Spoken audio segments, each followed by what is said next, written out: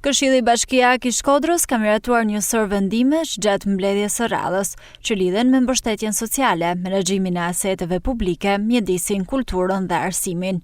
Mes vendimeve të miratuara është përdorimi i fondit shtesë mbi fondin e kushtozuar për ndihmën ekonomike deri në 6% për muajin dhjetor të vitit 2025, si dhe përcaktimi i kritereve për trajtimin me ndihmë ekonomike të familjeve që nuk janë shpallur përfituese nga sistemi i pikëzimit që do të mbështetet nga ky fond.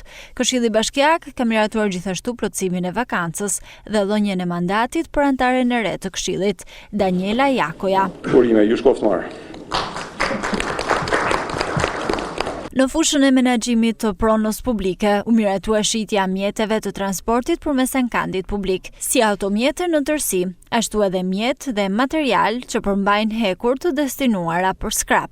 Një tjetër vendim lidhet me ndryshimin e VKB numër 27 datë 6 qershor 2016 për funksionimin e Këshillit Artistiko-Kulturor, shpërblimin e antarëve të tij dhe financimin e projekteve kulturore, artistike, sportive, rinore dhe promovuese në territorin e Bashkisë Shkodër.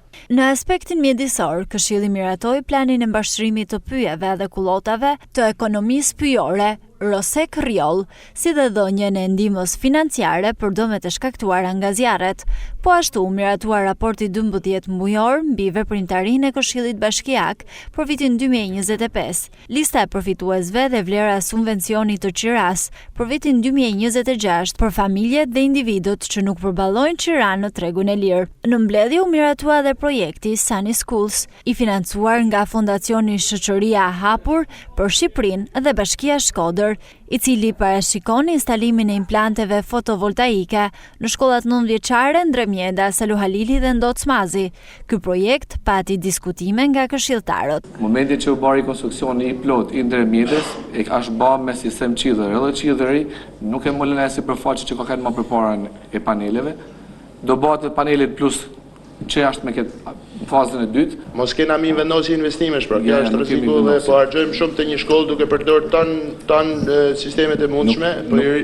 Nuk është mi vendosi investimesh, sepse ai ka qenë një investim që ka qenë më përpara se më bën rekonstruksioni i shkollës me ato panele dhe ka mlu një pjesë ndërçimit. Tash që duke qenë se kemi donacion, edhe është një diçka e folën për një donatorit, janë përzgjell 3 shkolla ku ka vend për mu vendos panelet, sepse ka edhe shkolla që nuk ka vende që mund vendosen panelet, është donacion dhe ban mirë kurse me energjinë shkon deri në 80% në shkollat ku përdoret për ndriçim, kurse në 80% pagesë për ndriçimin, në shkollat që përdoret për chiller ose për diçka tjetër, kurse deri në 30% pagesë kursimit energjisë.